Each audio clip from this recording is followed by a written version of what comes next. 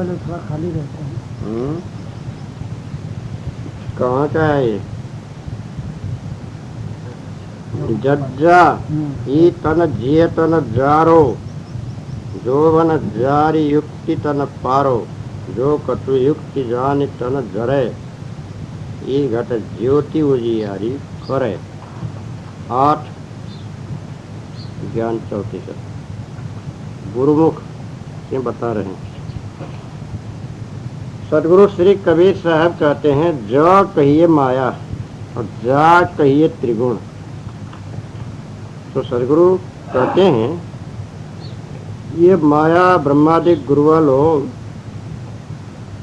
उनकी वाणी सुन के तुम त्रिगुण जाल में पड़े और कहीं योग करने लगे, पंचक्रिया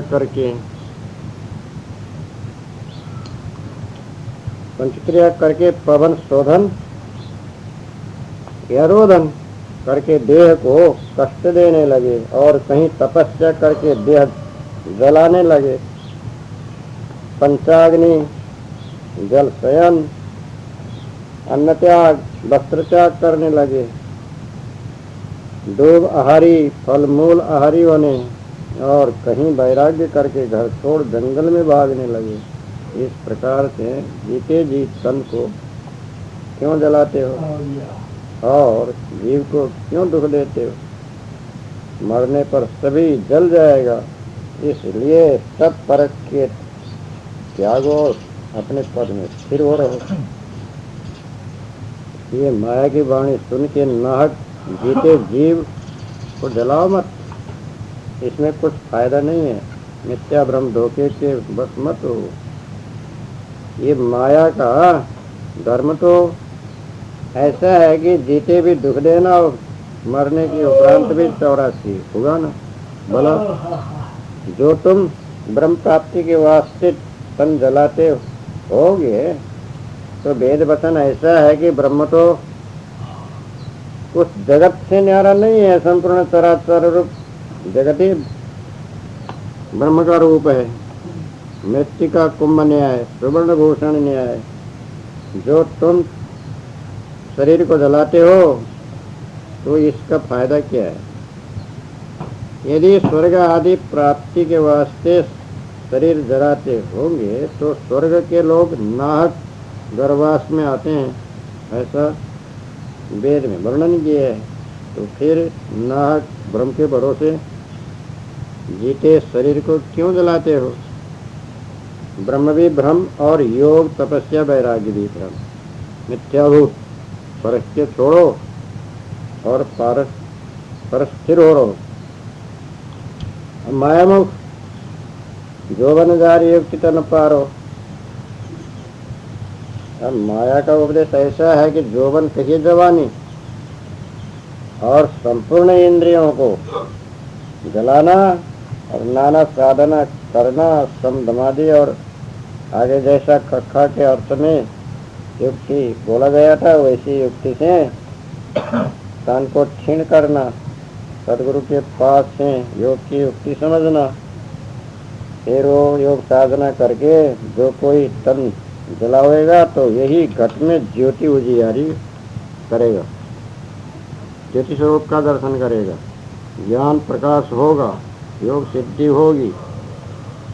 जैसे पवन स्थिर होती है तब देह की ज्योति स्थिर हो करके जलती है, वैसा ही इंद्रियां रूपी पवन जब स्थिर होगा तभी घट ज्योति उजियारी करे, जीवन में दशा को प्राप्त होगा।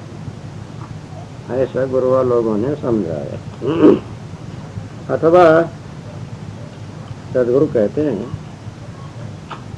जो जगत जंजाल, इसको माया काया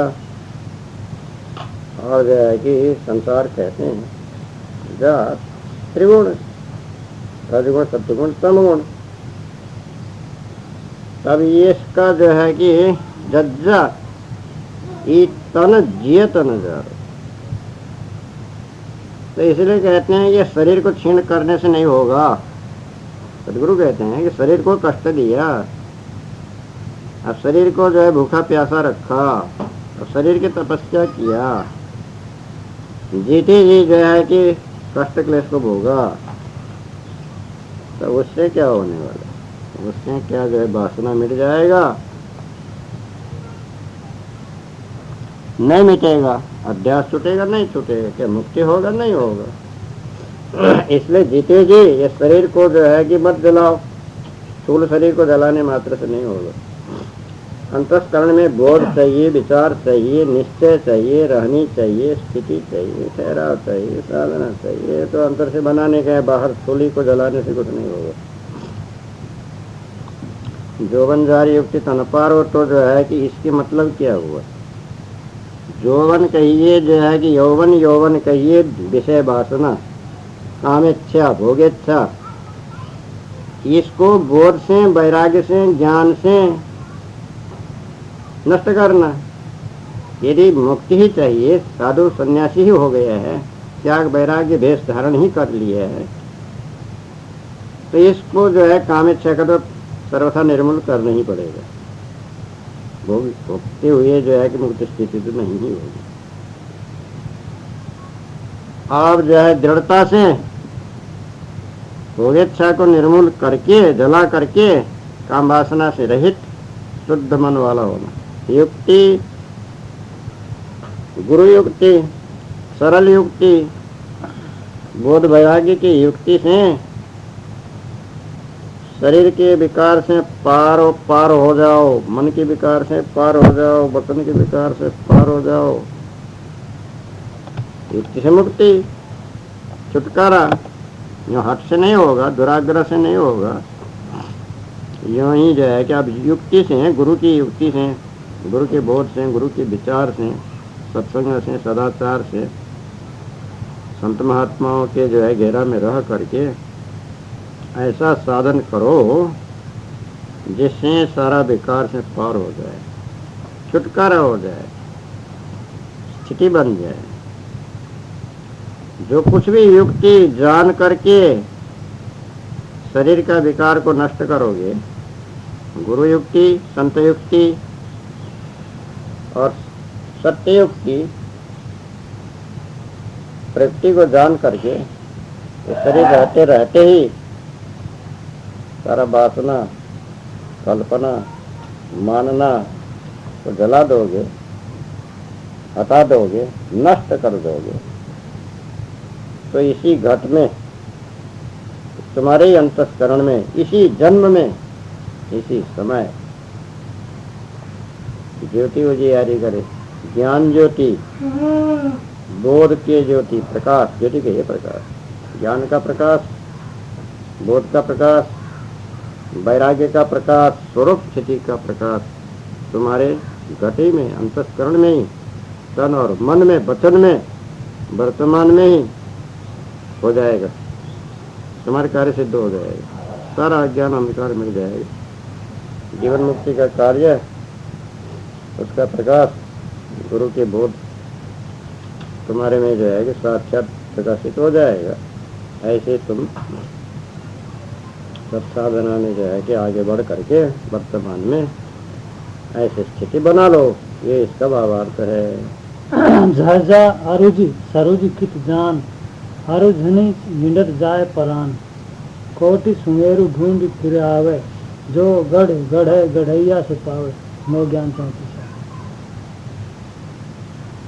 झा अरुज सरुज कित जान, अरुझन हीडत जाय परान, कोटि सुमेरु ढूंढ फिर आवे, जो गढ़ गढ़े गढ़ैया से पावे।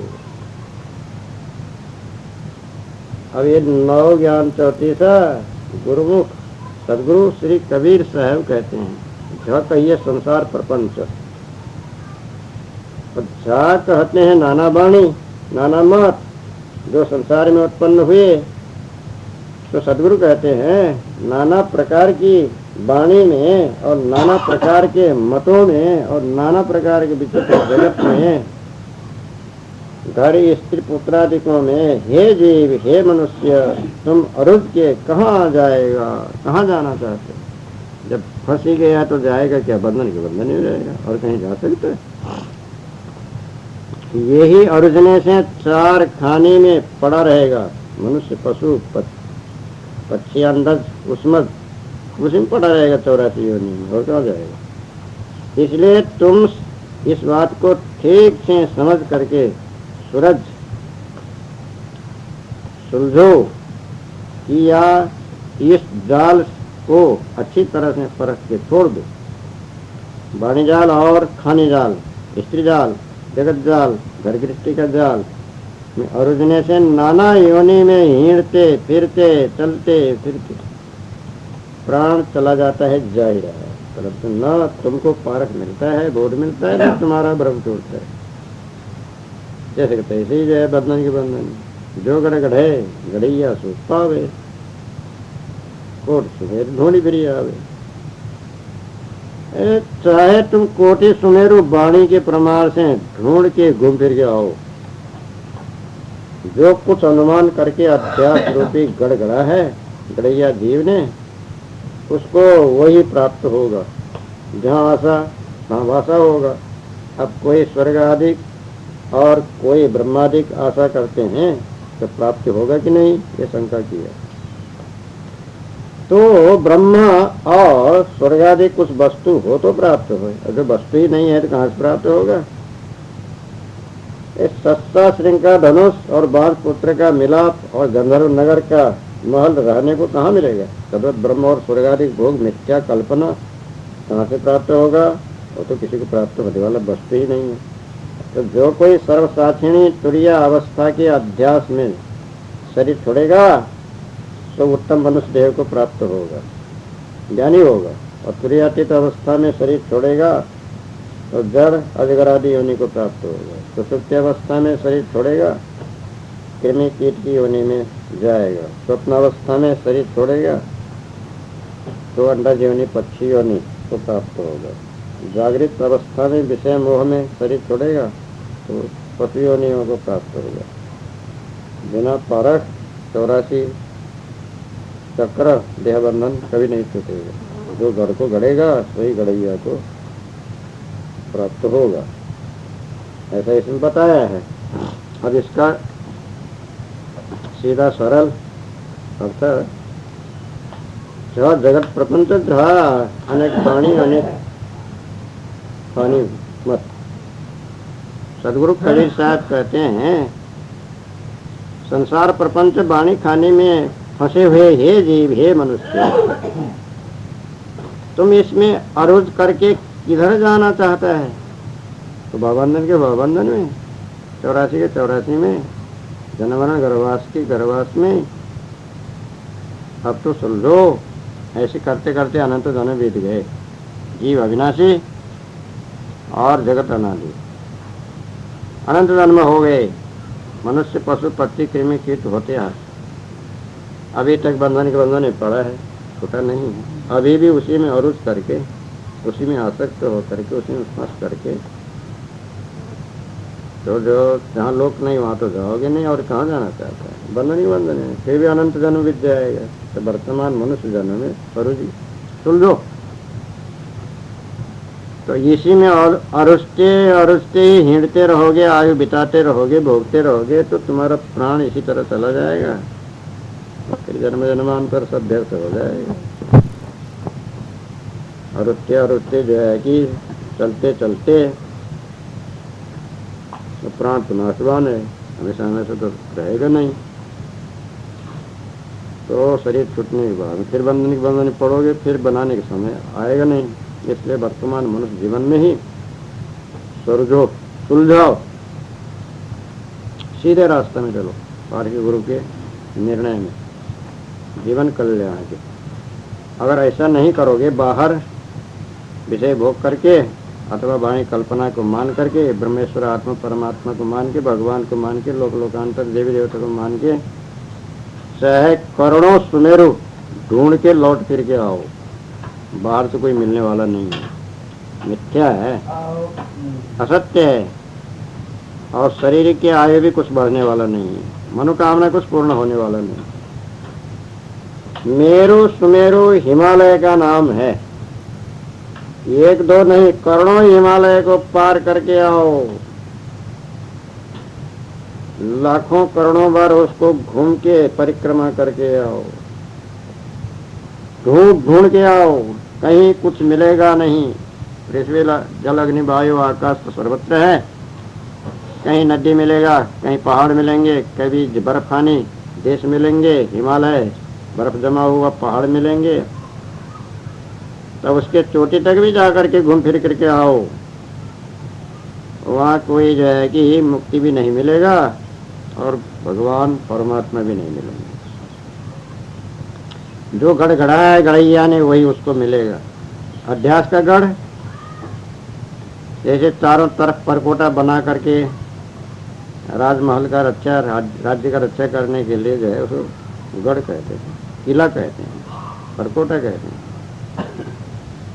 तो जैसा गढ़ गढ़िया जीव ने ये मनुष्य जन्म में, वर्तमान शरीर में, जागृत अवस्था में गढ़ा हुआ है, टिकाया हुआ है, मजबूत किया है, मान रखा है, बड़ा सद्या सम्मान कल्पना परिपक्व कर रखा है अंतस्करण चतुष्टय में, वही जहाँ जाएगा वही वही मिलेगा। जैसा संस्कार तैसा फल। वो कर्म के विपरीत तो कहीं फल मिलेगा ही नहीं। सुख दुख हानि लाभ अन्न वस्त्र जो कुछ प्रारब्धानुसार मिलने का है, जहाँ जाओ वही मिलेगा, उसके बाद तो मिलेगा ही नहीं। अब जैसा गढ़ेगा अभी वर्तमान मनुष्य जीवन में, वैसी भविष्य में भी मिलेगा। इसलिए सारा गढ़न को परित्याग करके, सारा संस्कार को छीण करके मन ही निर्मल क्यों नहीं कर लेते हो? अध्यास का सारा जो है कि पर्दे को साफ क्यों नहीं कर देते? जीव ने जैसा किया है वैसे जो है कि उसको मिलता है वही पा रहा है और पाएगा। तो अब ऐसा करो कि बस किधर ही का भी मत गढ़ो, किधर के संस्कार मत टिकाओ। जब से चेते तब से सही। अब गुरु परखाते हैं, गुरु समझाते हैं, गुरु के बोध लो, तुम्हें बनाने में स्वतंत्र हो, शक्तिशाली हो।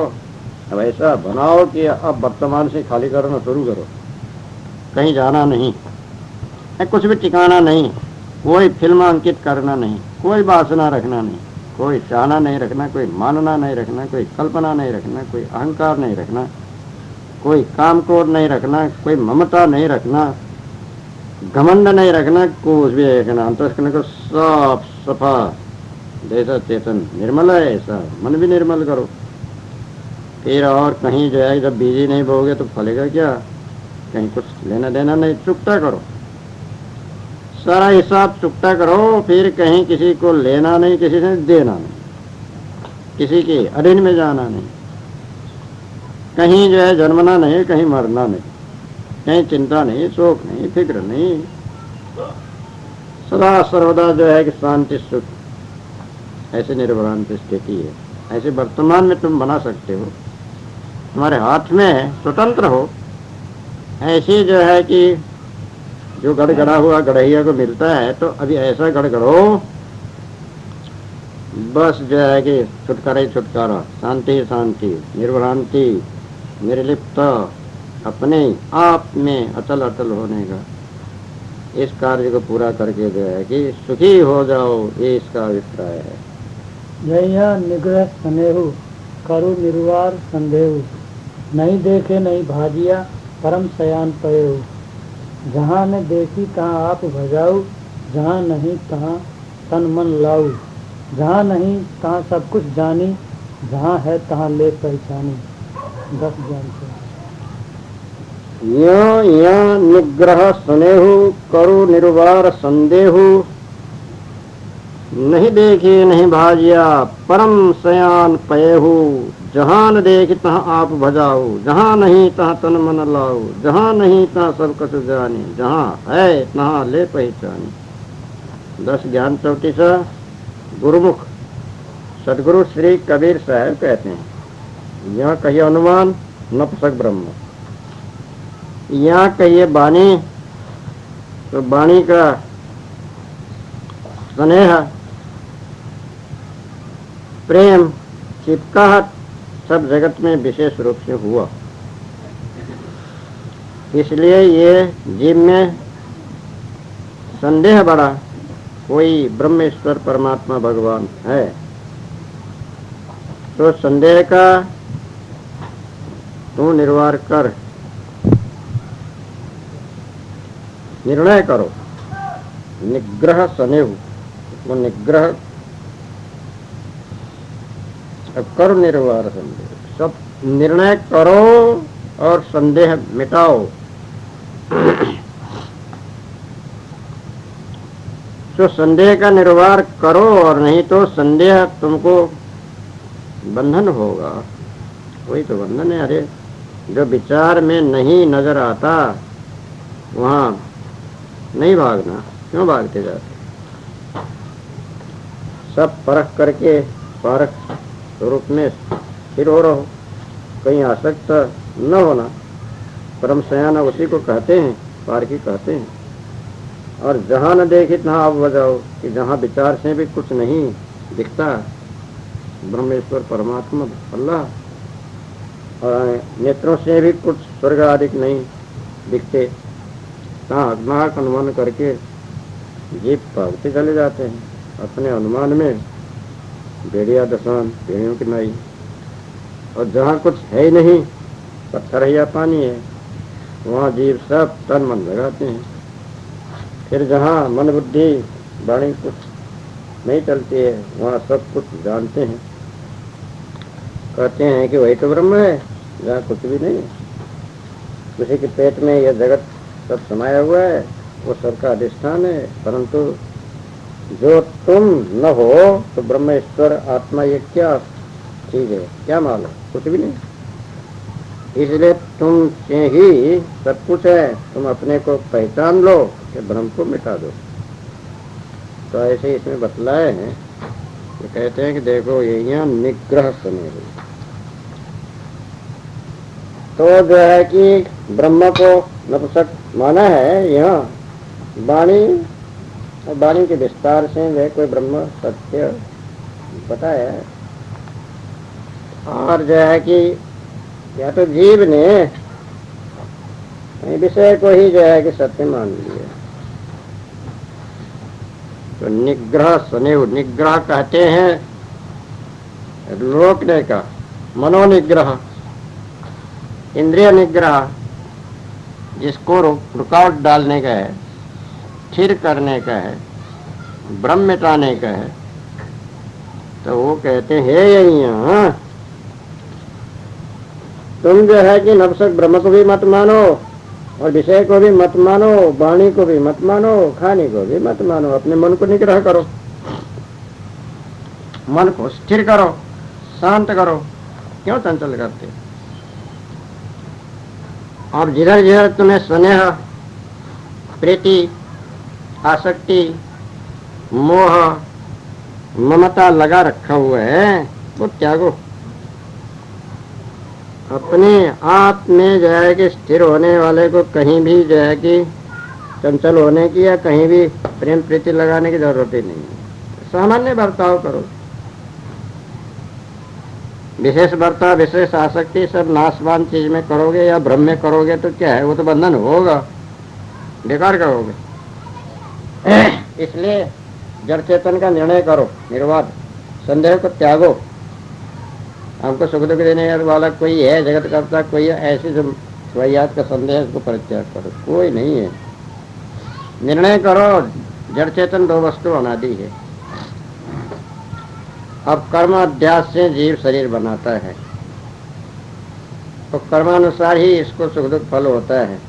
अब कर्म फल देने वाला भी कोई नहीं, कर्ता को कर्म अनुसार फल अपने आप ही हो जाता है, उसको देने वाले की आवश्यकता ही नहीं।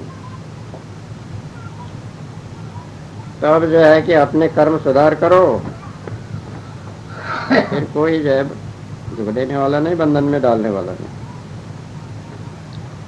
तुम्हारे कर्म के अनुसार ये शरीर बना है, प्रारब्ध जैसे बनाए हो तैसे फल होता है। अभी अच्छा बनाओ, अच्छा ही होगा, वासना त्याग हो, स्थिति भी होगा। इसलिए जितना भी संदेह है उसको निस्संदेह समाधान कर डालो पारकी गुरु के सत्संग द्वारा।